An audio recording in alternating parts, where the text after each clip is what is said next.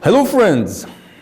When I lived in Massachusetts, in Eastern Mass, there was a big department store, rather discount store, near the town where I lived.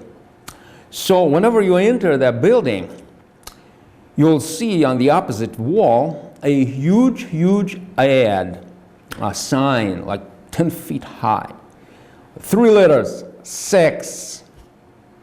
And below, much smaller letters, it's written, "Now we've gotten your attention.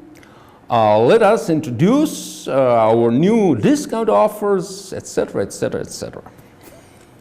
So, once we've gotten your attention, let me introduce a short mini-series of 2 talks with an Orthodox priest on sexual matters.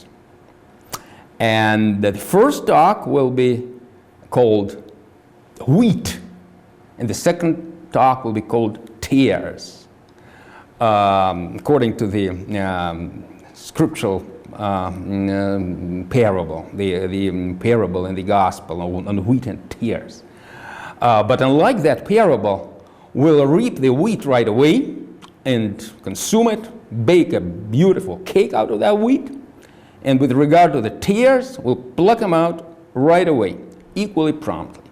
Won't wait for any other event to happen.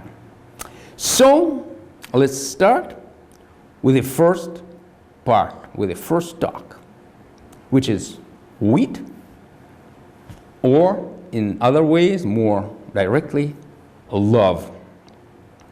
Indeed, in every civilized context, and in the Christian context primarily, any reference to sex will be related to the reference to love. Our expression, making love, speaks for itself. Anyway, no sooner we take this step, start talking about love, we get perplexed. We get perplexed because too much diversity, too much differences in the meanings of this word. Obviously, there is love in relation to divinity, love in relation to sexuality, love in relation to profanity, love in relation to emotions, love in relation to expressions, love in relation to mood, love in relations to good, to food, whatnot. So, looks like we're being deliberately driven astray to end up agreeing to disagree, as it's so popular in our days, and just quit the job. But we won't quit the job. We'll keep on going. We'll keep on going because we are standing on a Christian platform. And standing on the Christian platform, on the Christian way of understanding, way of thinking, we obviously are obliged to stick to Christian principles and to Christian sources. And we have a hope to find out what love means right from the divine scripture. Probably that's something natural for anyone who wants to be a Christian. So let's open the Bible. Let's open the divine scripture. Usually by the Bible we refer to the New Testament and Old Testament together. However, we want to, in this particular moment, narrow our mind, our sight, on the New Testament message. And we open the first epistle of St. John, chapter 4, verse 8. You probably know what I mean, people. You probably are familiar with this statement. And read, "The one who does not love does not know God, for God is love." And in the same chapter, a few verses below, verse 16, the same thing. God is love, and the one who abides in love abides in God, and God abides in him. So, St. Paul places an equal sign between love and God, which sounds quite seriously. and bears very important consequences for the entire subject matter under consideration. If God is love, and God is one, what should we say about love? Can it be just only one love? Obviously, we have just mentioned a few various diverse meanings behind this word. However, there ought to be one mainstream, one, so to speak, the most important one behind this word. Something from which we can start off our investigation in what love means with regard to our initial subject. And what is it? What this main, most important meaning behind love is. Again, go to the same source. Go to the same source. Open the same book. And incidentally, the same epistle, the first epistle of St. John. And in chapter 3, we read, verse 16.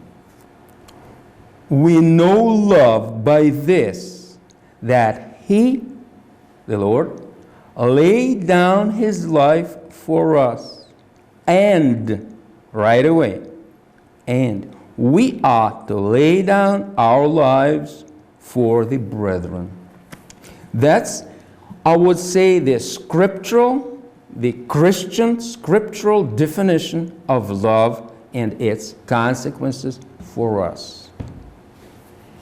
Love is self-denial, no less, no more.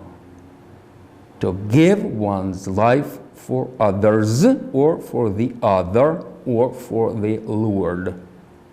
He, having become a man, has become one of us. Don't forget that.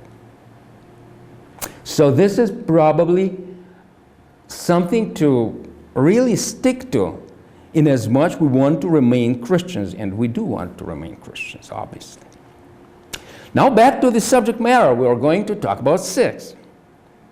Is there any connection between sex and self-denial? Laying down one's life for someone else. Think about it. For someone unfamiliar with life, I don't speak about Christianity at this moment. I speak about life. These two things, laying down one's life and sexual intercourse, seems to be completely opposite. Once in truth, they are the same. And their affinity is called marriage. Marriage is the lock which brings together forever the love which we have just defined based upon the Holy Scripture, and sexual life of men and women as we know it. They are locked together in marriage. If you don't believe me, check the Ephesians, the epistle of the Holy Apostle Paul to the Ephesians, chapter 5. I won't read it to you. You know probably that by your own. It's not hard to find what St. Paul says about the mystery of Christ and His church. That human marriage is a representative or an image of the union between God and His church. Now let's take a closer look at the sexual intercourse versus marriage. Where's the horse? Where's the carriage? What goes in front of what? What's primary? What's secondary? What is marriage? Is it an empty formality? Is it an agreement, a commercial agreement between the parties to make it easier for them to depart, to quit the job? Or what it is? Or just a judicial build-up on top of having fun in bed? Not really.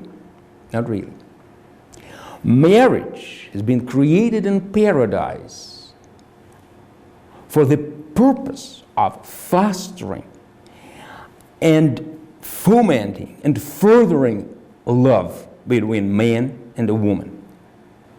Also, to no lesser an extent, of love between parents and children, love of the parents to their children, which are being born out of love, and of love of the children to their parents. That's the instrument which the Lord has created for us humans to remain in love, to increase it, and to keep it. A union between man and a woman created once and for all. A union complete and eternal. All right? Quite clear. And what about sexual intercourse? It is the material foundation for the building, for the edifice of marriage. Marriage is primary. Sexual intercourse is secondary, not the other way around. And when we put the carriage in front of the horse, when we put the sexual intercourse in front of marriage or in front of anything else, we are in trouble. We are in trouble. And non-marital, quote, quote, having fun in bed or whatever it happens, is a crime against marriage. It's an assault on marriage. It's an assault on us through the assault on marriage.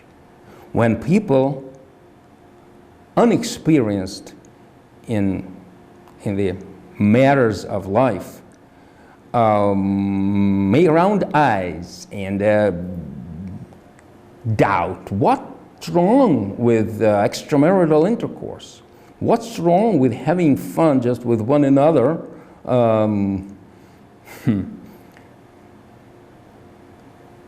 We say the wrong is in the assault on the marriage.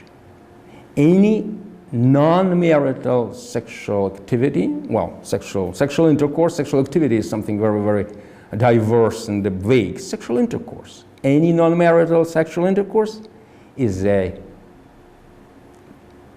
attempt, sometimes very effective attempt, to destroy marriage. Marriage is being destroyed every day on a larger scale by illicit sexual behavior. Now, before we wrap up this first part of our conversation, of our talk, we have to clarify one important issue, which is probably bothering you right away. To wit, sex is fun. Self-denial is hard. So, you might say, you guys that are the church is going to rob us of our fun, are going to steal our entertainment from anyone, be it a husband and a wife or anyone else, who is getting involved in sexual intercourse. Right? Or wrong. Or wrong. Completely wrong. Because if you pursue fun in sex, it leads you from bad to worse, inevitably to masturbating before the computer screen. Because computer-aided masturbation and computer-aided pornography, computer-based pornography, are spearheading technological advancement, technological progress in this field. And you know very well what I mean. That's the way of seeking fun. That's what happens when people, men and women, consider sexual intercourse as a way, as an instrument for fun.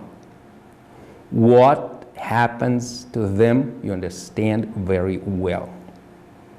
And what should happen to us, what should be the way and the motivation of sexual intercourse, you will see from what we have just spoken about. If our pursuit is Christian, then your marital intercourse indeed becomes a self-denial. You deny yourself and you pursue elation, joy, and happiness for your spouse. You give rather than take.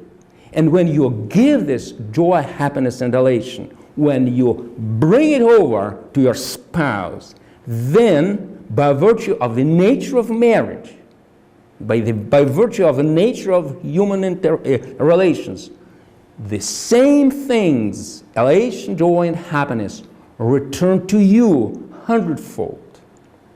And that's how marriage is being established, and how your life, your marital life, your nuptial experiences and your life experiences get established on their Christian foundation, with joy, elation, happiness, unlimited, provided by your giving rather than your taking.